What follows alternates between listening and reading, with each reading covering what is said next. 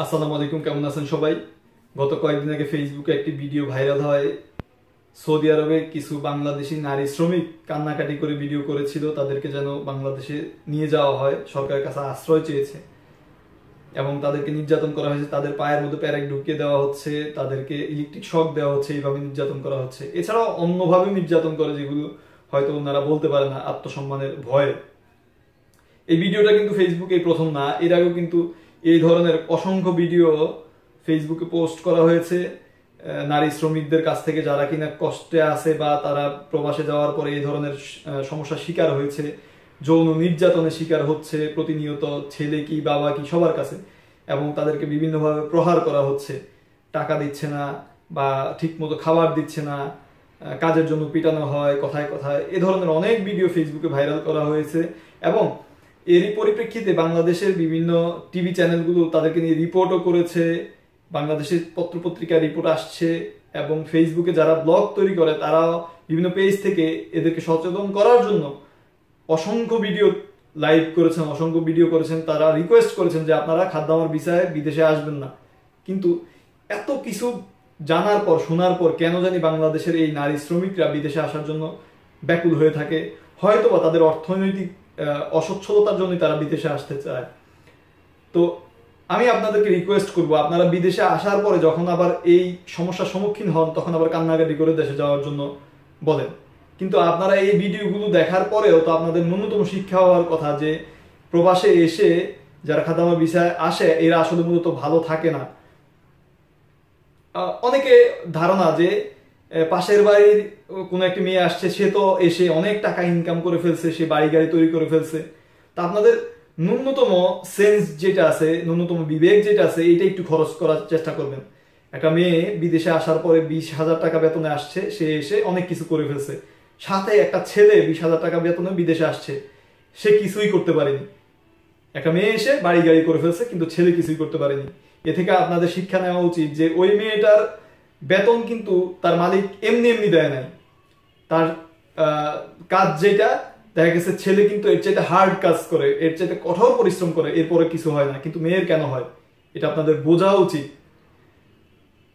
তাই ওই কমলা বা ওই মেয়েটা মানে অনেক টাকার মালিক হয়েছে বলে আপনি বিদেশে আইসা অনেক টাকার মালিক হইবেন, এ ধারণা ভুল। ওই মেয়েটা হয়তো বা সৎ পথে না থেকে অসৎ পথে পন্থা অবলম্বন করে এত টাকার মালিক হইতে পারছে, কিন্তু আপনি আবার অসৎ হইতে চাইবেন না। তা আপনি যদি অসৎ হইতে নাই চান, তাহলে কেন আপনি বিদেশ আসবেন? যারা বিদেশে এসে যেসব মেয়েরা আমরা দেখি, অনেক মেয়ে আছে যারা ফেসবুকে লাইভ করে, এই করে সেই করে, প্রবাসে থাইকা তাদের মানে ম্যাচটা পর্যন্ত দেখা যায় কিভাবে কি করে। তো এগুলো, এই ধরনের মেয়েরা হয়তো বা অনেক টাকার মালিক হয়ে যায়, অনেক বাজে বাজে কাজ করে দেশে গিয়া ফুটানি দেখায়, আর সেই ফুটানিগুলো দেখেই আপনারা মানে আপনারা চিন্তা করেন যে রহিমা করছে, জরিনা করছে, আমরা কেন পারবো না। তা আপনারা যারা ভালো মেন্টালিটির বা ভালো পরিবারের, আপনারা চিন্তা করেন যে আপনারা সংসারটাকে সচ্ছল করবেন, সেজন্য আসবেন। কিন্তু আপনার এসে যখন এগুলাতে পড়তে হয়, তখন আবার আপনি যাওয়ার জন্য কান্নাকাটি করেন। আমি আপনাদেরকে রিকোয়েস্ট করব, অনুরোধ করব, আপনারা খাদ্যামার ভিসায় কেউ আসবেন না যারা আপনারা নিজের ভালো চান, আপনাদের সন্তানের ভালো চান, আপনাদের পরিবারের ভালো চান। আপনি এই যে 1 থেকে 1.5 লক্ষ টাকা বা 2 লক্ষ টাকা খরচ করে বিদেশে আসতে চান, সেই টাকাটা দিয়ে আপনি বাংলাদেশে একটা ছোটখাটো দোকান দিন, আপনার পরিবার, আপনার স্বামী সহ ওইটা পরিচালনার ব্যবস্থা করেন, ভালো কিছু করতে পারবেন। আপনি যদি চেষ্টা করেন, বাংলাদেশে বসেই ভালো কিছু করতে পারবেন এই অল্প টাকার মধ্যে। কিন্তু আপনি যদি বেশি টাকা লোভ করেন, তাহলে আপনাকে এসে হয়তো বা খারাপ হইতে হবে, এসে হয়তো নির্যাতন সহ্য করতে হবে। এগুলো যদি সহ্য করতে না পারেন, তাহলে বিদেশ আসবেন না। অনুরোধ আপনাদের কাছে, আপনাদের পায়ে পড়ি। এই ভিডিওগুলো দেখলে আমাদের খারাপ লাগে যে আমাদের মা বোনদেরকে নির্যাতন করা হচ্ছে, বা আমাদের মা বোনরা বাজে পথে চলে যাচ্ছে। অনেকেই অনেক দেখা গেছে সে নির্যাতন সইতে না পারে, বাজে প্রস্তাবে রাজি হয়, একটা সময় বাজে হয়ে যায়। এগুলো খুবই বাজে। বাংলাদেশে অনেক গার্মেন্টস রয়েছে যেখানে আপনারা চাইলেই কিন্তু 7 থেকে 8,000 টাকা ঢুকে আস্তে আস্তে আপনারা হয়তো অপারেটর হইলে ভালো বেতন হইতে পারে, 20 থেকে 30,000 টাকা এরকম ইনকাম করে। তো আপনারা সেটা দেখতে পারেন। কিন্তু বিদেশে আপনারা 10,000 টাকা বেতনে এসে আপনারা এই যে অমানবিক নির্যাতনের মধ্যে পড়তে হয়, অমানবিক নির্যাতন সহ্য করেন, এগুলা আমাদের খুব খারাপ লাগে। তাই আমরা বারবারই রিকোয়েস্ট করি যে আপনারা খাদ্যামার ভিসায় বিদেশে আসবেন না। অন্তত আপনারা যদি একটু প্রশিক্ষণ নিয়ে বিদেশে আসতে চান, যেমন ভাষা শিখে, যেসব দেশগুলোতে যেমন কোরিয়াতে ভাষা শিখে আসা যায়, তারপরে আরো হয়তো কিছু দেশ থাকতে পারে, কিন্তু ওগুলো আমি হয়তো জানা নেই। কিন্তু কোরিয়াতে আপনি ভাষা শিখে কোরিয়াতে ঢুকতে পারেন একদম সরকারিভাবে। এখানে আইন কানুন অনেক কড়া, মেয়েদেরকে নির্যাতন করা দূরে থাকে, মেয়েদেরকে কোন ধরনের ইভটিজিং কেউ করতে পারে না। তো এইগুলো আবার সব দেশে না। অনেকে বলবে যে আরব কান্ট্রিতে, সেটা তো নবীদের দেশ, তাহলে কেন এই ধরনের হচ্ছে আরব কান্ট্রিগুলোতে? একটা কথা সব সময় মাথায় রাখবেন, মনে রাখবেন, আল্লাহ তাআলা আরব কান্ট্রিগুলোতে সেই সৃষ্টি থেকে শেষ পর্যন্ত, শেষ নবী হযরত মুহাম্মদ সাল্লাল্লাহু আলাইহি সাল্লাম পর্যন্ত আরব দেশগুলোতে কিন্তু নবী রাসূল বেশিরভাগ প্রেরণ করছেন। কেন প্রেরণ করছেন? এই অসভ্য জাতিকে মানুষ করার জন্য, অসভ্য জাতিকে সভ্য করার জন্যই কিন্তু সেই যুগে যুগে নবী রাসূলকে ওইসব দেশে পাঠানো হয়েছে। এরপরও তাদেরকে মানুষ করতে পারে না সম্পূর্ণভাবে। নবী বাইচা, আমাদের প্রিয় নবী হযরত মুহাম্মদ বাইচা থাকতে, বেঁচে থাকার সময় কিন্তু সবাইকে মানুষ করতে পারে নাই, কিছু মানুষ অমানুষ থেকেই গেছে। তো তাদের বংশধর যারা আছে না, তারা কখনো মানুষ হবে না। আর যৌন লালসা এদের মানে যারা খারাপ তাদের মধ্যে থাকবে, এটা বাংলাদেশে বলেন, বিদেশ বলেন, সব জায়গাতে। এখন আপনি যদি চান যে রহিমার মতো, জরিনার মতো টাকা ইনকাম করবেন, তাহলে আপনি বাইরে থেকে বিদেশে নাম নেওয়ার আগে বলবেন যে আমি খারাপ হতে চাই। এটা আমি ক্ষোভ থেকে বললাম যে একজন বেশি টাকা রোজগার করছে, সেটার জন্য আপনারাও লোভে পড়ে যাবেন। এটা কেমন কথা রে ভাই? সবাই খারাপ পথে অবলম্বন করে টাকা ইনকাম করবে বলে কি আপনিও এই পথে নামবেন নাকি? তাহলে তো আপনি বাংলাদেশেই পারেন, বাংলাদেশে অনেক খারাপ জায়গা আছে।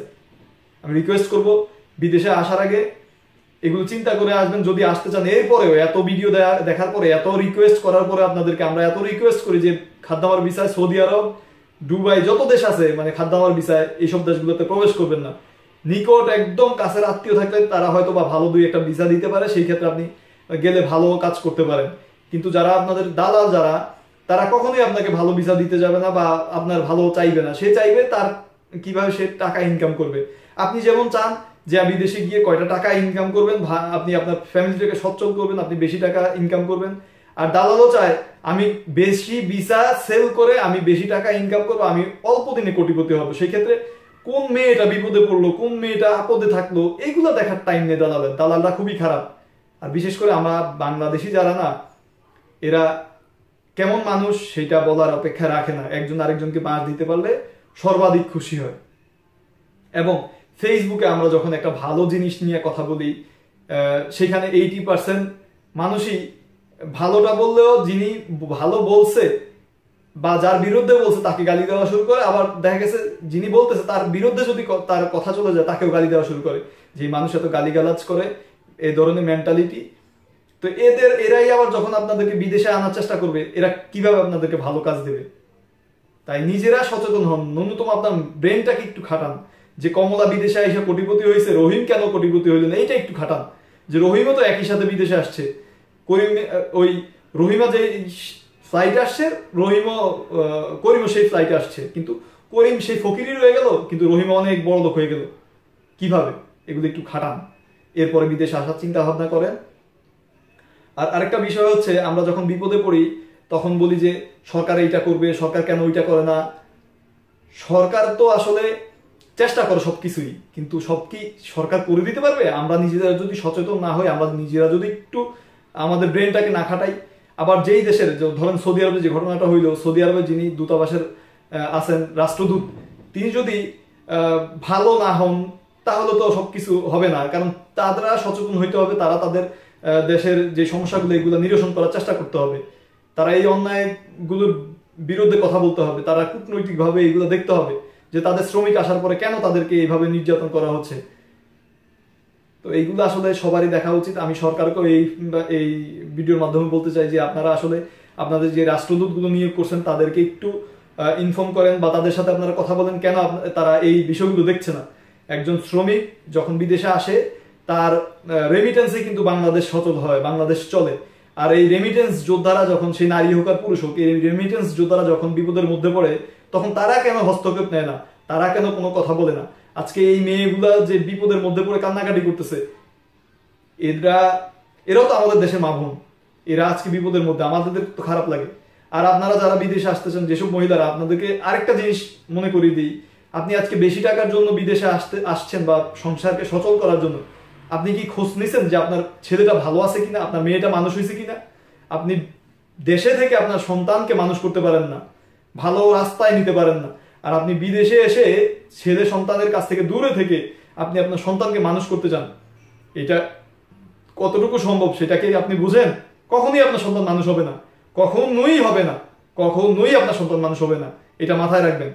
তাই সন্তানকে যদি মানুষ করতে চান, নিজের সংসারটাকে যদি ঠিকভাবে রাখতে চান, দেশের থেকেই কিছু করার চেষ্টা করেন, বিদেশে এসে না। আর সর্বোপরি বলবো, যারা 18 থেকে 39 বছর বয়স যেসব নারীরা যারা বিদেশে আসলেই আসতে চান, সংসারের চাপই হোক যেভাবে হোক, আপনারা কোরিয়াতে আসার চেষ্টা করেন, ভাষা শিখে সরকারিভাবে আসার চেষ্টা করেন। এখানে আপনাদের মানে এই দেশের সরকার একদম নিরাপত্তা বা আইন কানুন খুবই কড়া, আপনাদের দিকে ফিরে তাকাইতেও পারবে না কেউ, আপনাদেরকে নির্যাতন তো দূরে থাকে। আমার কোরিয়া সম্পর্কিত কয়েকটা ভিডিও আছে আমার ব্লগে, আমার ফেসবুক, আমার ইউটিউবে, আপনারা দেখে নিতে পারেন।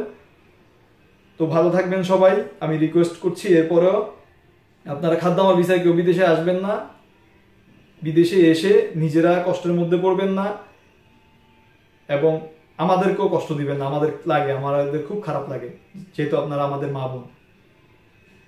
ভালো থাকবেন সবাই, আল্লাহ হাফেজ।